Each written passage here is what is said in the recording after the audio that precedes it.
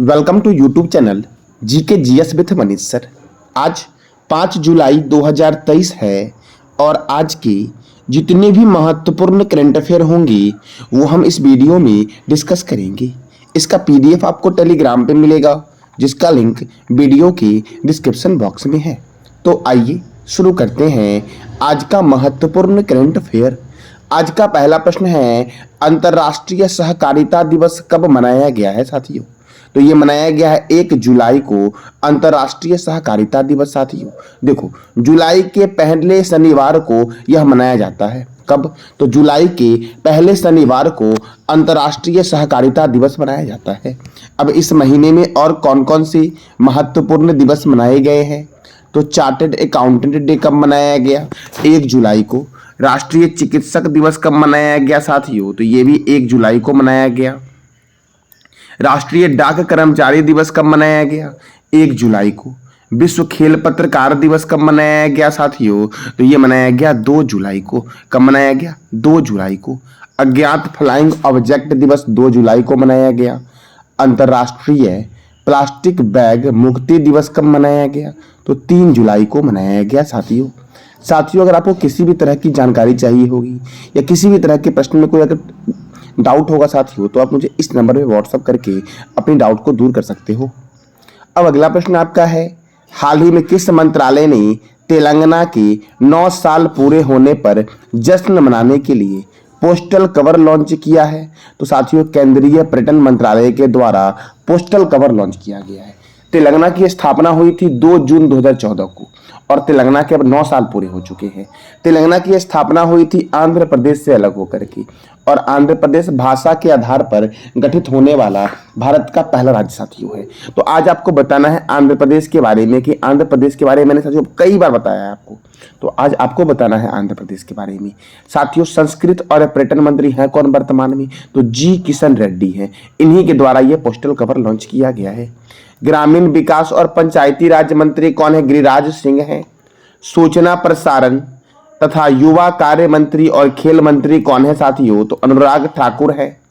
पर्यावरण एवं जलवायु परिवर्तन तथा श्रम एवं रोजगार मंत्री कौन है? भूपेंद्र यादव है। नवीन एवं नवीनकरणीय ऊर्जा मंत्री कौन है? तो राजकुमार सिंह है। जल शक्ति मंत्री कौन है? गजेंद्र सिंह शेखावत है जल शक्ति मंत्री।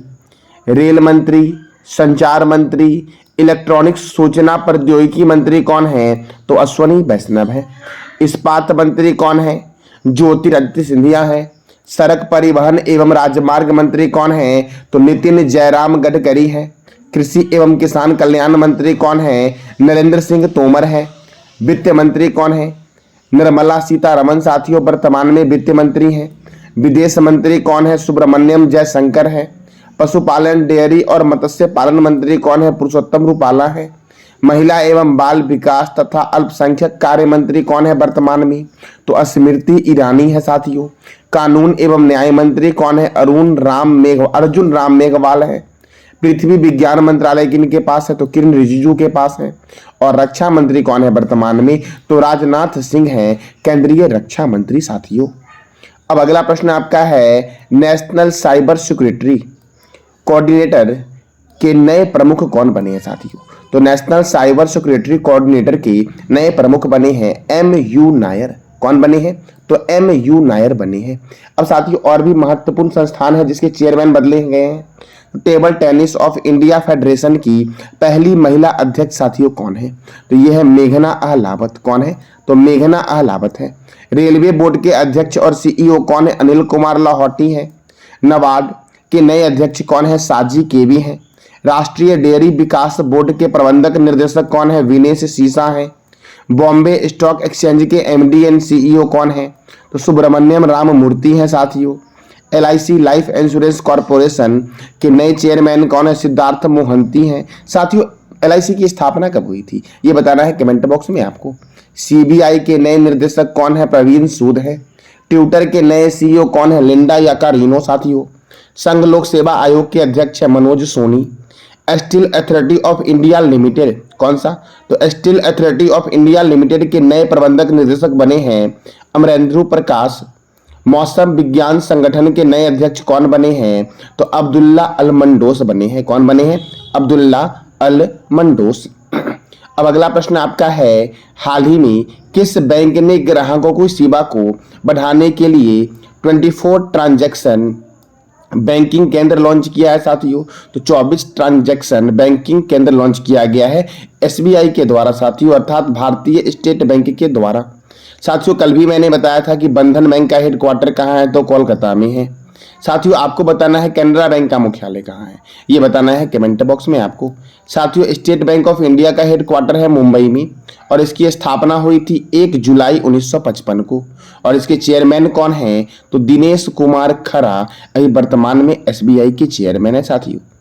अगला प्रश्न आपका है, कैरिबियाई प्रीमियर लीग का हिस्सा बनने वाली पहली भारतीय क्रिकेटर कौन बनी है? तो साथियों कैरिबियाई प्रीमियर लीग का हिस्सा बनने वाली पहली भारतीय क्रिकेटर जो बनी है वो बनी है श्रेयंका पाटिल। कौन बनी है? श्रेयंका पाटिल बनी है साथियों। अब क्रिकेट साथियों, तो क्रिकेट को वर्ल्ड में कंट्रोल कौन करता है? उसका नाम है ICC, international cricket council. International cricket council का हेडक्वार्टर कहाँ है साथियों? दुबई में है और इसकी स्थापना हुई थी 15 जून 1909 को। आईसीसी के चेयरमैन कौन है? ग्रेग वारकेली। और आईसीसी के डिप्टी चेयरमैन है इमरान ख्वाजा। और आईसीसी के सीईओ कौन है? तो जियोफ एलोडिस हैं आईसीसी के सीईओ, अर्थात चीफ एग्जीक्यूटिव ऑफिसर। साथियों भारत में क्रिकेट को कंट्रोल कौन करता है? तो बीसीसीआई करता है। बीसीसीआई अर्थात साथियों board of control for cricket in India, इसका हेडक्वार्टर मुंबई में है साथियों। साथियों आरबीआई का हेडक्वार्टर भी मुंबई में है, एसबीआई का हेडक्वार्टर भी मुंबई में है, नबार्ड का हेडक्वार्टर भी साथियों मुंबई में ही है। साथियों बीसीसीआई की स्थापना कब हुई थी? 1928 में हुई थी। और बीसीसीआई के प्रेसिडेंट कौन है? रोजर बिन्नी। साथियों क्रिकेट, तो क्रिकेट का जन्म हुआ था इंग्लैंड में, अर्थात इंग्लैंड में क्रिकेट की शुरुआत हुई थी। दुनिया का पहला क्रिकेट क्लब का नाम है हैम्बल्डन क्रिकेट क्लब, इसकी स्थापना हुई थी 1760 में। और दूसरा है मैरीलीबोन, इसकी स्थापना हुई थी 1787 में साथियों। क्रिकेट का पहला टेस्ट मैच कब खेला गया? तो 1877 में मेलबर्न में ऑस्ट्रेलिया और इंग्लैंड के बीच खेला गया। पहला एक दिवसीय मैच मेलबर्न में इंग्लैंड और ऑस्ट्रेलिया के बीच हुआ था 1971 में। प्रथम वर्ल्ड कप इंग्लैंड में वेस्टइंडीज और ऑस्ट्रेलिया के बीच 1975 में हुआ था। Ranji trophy, Irani trophy, Vijay Hazare trophy, Moin Uddaula gold cup, Cooch Behar cup, Duleep trophy, champions trophy, Wills trophy, Asia cup और एसेज कप का संबंध किस खेल से है साथियों? तो क्रिकेट से है। 1983 में इंग्लैंड में आयोजित वर्ल्ड कप भारत और वेस्टइंडीज के बीच हुआ था, जिसमें भारत की जीत हुई थी साथियों। 2011 में भारत, श्रीलंका और बांग्लादेश में संयुक्त रूप से क्रिकेट वर्ल्ड कप का आयोजन हुआ था, जिसमें भारत ने श्रीलंका को हरा करके वर्ल्ड कप साथियों जीता था। भारत अभी तक 2 बार वर्ल्ड कप जीता है, पहला वर्ल्ड कप क्रिकेट का 1983 में और दूसरा जीता 2011 में साथियों। अब अगला प्रश्न आपका है, क्यू डोंग्यो किस संगठन के महानिर्देशक बने हैं? तो साथियों संयुक्त राष्ट्र खाद्य एवं कृषि संगठन के महानिर्देशक कौन बने हैं? तो क्यू डोंग्यो बने हैं साथियों। साथियों वर्ल्ड बैंक के प्रेसिडेंट कौन है? तो ये बताना है कमेंट बॉक्स में आपको। साथियों संयुक्त राष्ट्र संघ के अभी चेयरमैन वर्तमान में कौन है? तो एंटोनियो गुटेरेस हैं संयुक्त राष्ट्र के साथियों महानिर्देशक, जो पुर्तगाल के हैं। अब साथियों फूड एंड एग्रीकल्चर ऑर्गेनाइजेशन, अर्थात United Nation Food and Agriculture Organisation का हेडक्वार्टर है रोम में। रोम कहाँ है? इटली में है साथियों रोम। और इसकी स्थापना हुई थी 16 अक्टूबर 1945 को। साथियों कोल इंडिया के नए अध्यक्ष और प्रबंधक निदेशक कौन बने हैं? तो पीएम प्रसाद बने हैं। बैंक ऑफ बड़ौदा के नए एमडी एंड सीईओ कौन बने हैं? तो देवदत्त चंद्र बने हैं। कौन बने हैं? देवदत्त चंद्र साथियों।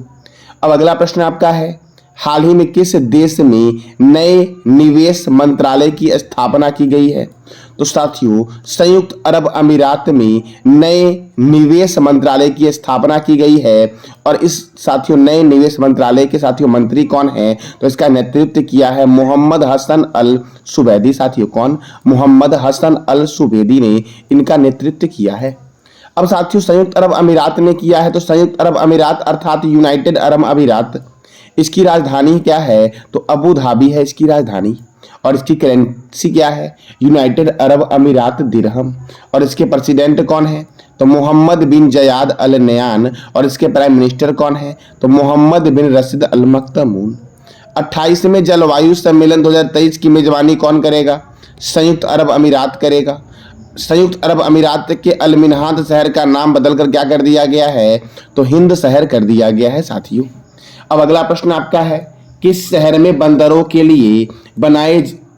के लिए साथियों वन बनाए जाने की घोषणा की गई? सही कर लेना यहाँ पर, बंदरों के लिए वन बनाए जाने की घोषणा किस शहर में की गई है साथियों? तो ये किया गया लखनऊ में साथियों। बंदरों के लिए वन बनाए जाएंगे। कहां पर? तो लखनऊ में साथियों। और लखनऊ है गोमती नदी के किनारे। वाराणसी साथियों, बनारस जो है ये गंगा रिवर के किनारे है। और कानपुर भी है गंगा रिवर के किनारे साथियों। और इंदौर भारत का सबसे स्वच्छ शहर है। तो बंदरों के लिए लखनऊ में साथियों वन बनाए जाएंगे। तो ये उत्तर प्रदेश की राजधानी क्या है? लखनऊ है। उत्तर प्रदेश के मुख्यमंत्री कौन है? योगी आदित्यनाथ। उत्तर प्रदेश के गवर्नर कौन है? आनंदीबेन पटेल। उत्तर प्रदेश में राज्यसभा 31 है और लोकसभा कितना है? 80 है साथी। दुधवा राष्ट्रीय उद्यान, बखीरा वन्यजीव अभयारण्य और पिलभित राष्ट्रीय उद्यान कहाँ है? तो उत्तर प्रदेश में है साथियों। रामगंगा परियोजना रामगंगा नदी पर है। रिहंद परियोजना रिहंद नदी पर है। शारदा परियोजना शारदा और गोमती नदी पर है। भारतीय चीनी तकनीकी संस्थान का हेडक्वार्टर कहाँ है? तो कानपुर में है साथियों। भारतीय दलहन शोध संस्थान का हेडक्वार्टर कहाँ है? तो कानपुर में साथियों है। औद्योगिक विश्व विज्ञान अनुसंधान केंद्र का हेडक्वार्टर कहाँ है? लखनऊ में है। केंद्रीय औषधि अनुसंधान केंद्र का हेडक्वार्टर कहाँ है? लखनऊ में।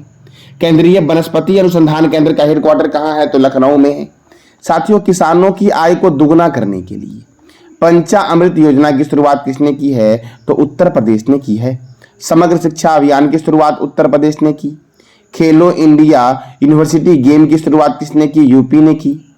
डिज्नीलैंड पर आधारित एक थीम पार्क रमालैंड स्थापित करने की घोषणा किसने की है? तो उत्तर प्रदेश ने साथियों की है।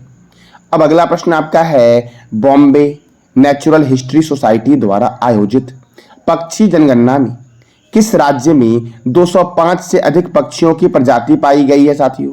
तो बिहार में साथियों 205 से अधिक पक्षियों की प्रजाति पाई गई है। और ये बॉम्बे नेचुरल हिस्ट्री सोसाइटी और साथियों बिहार वन विभाग के द्वारा इसकी जनगणना की गई है। और साथियों बिहार में किया गया सबसे अधिक पक्षी की प्रजाति बिहार में कहाँ? तो भागलपुर में साथियों पाई गई है। अब बिहार की राजधानी है पटना। पटना का प्राचीन नाम है पाटलिपुत्र साथियों।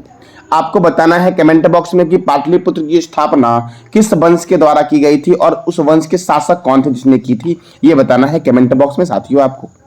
बिहार के गवर्नर कौन है? राजेंद्र विश्वनाथन आलेरकर। बिहार के मुख्यमंत्री हैं नीतीश कुमार। और बिहार की स्थापना हुई थी 22 मार्च 1912 को। बिहार में राज्यसभा 16 है और लोकसभा कितना है साथियों? तो 40 है। वाल्मीकि राष्ट्रीय उद्यान पश्चिम चंपारण में है। गौतम बुद्ध वन्यजीव अभयारण्य गया में है। कैमूर वन्यजीव अभयारण्य कैमूर में है। पंत वन्यजीव अभयारण्य राजगीर में है। साथियों मोक्ष की भूमि बोलते हैं गया को। और गया में देश का सबसे बड़ा रबर डैम बनकर तैयार हुआ है। और ये रबर डैम किस नदी पर है? तो ये डैम फल्गु नदी पर बनाया गया है। भोजपुरी का शेक्सपियर बोलते हैं भिखारी ठाकुर को। और G20 श्रम संघाई शिखर सम्मेलन की मेजबानी बिहार के पटना में साथियों हुआ है।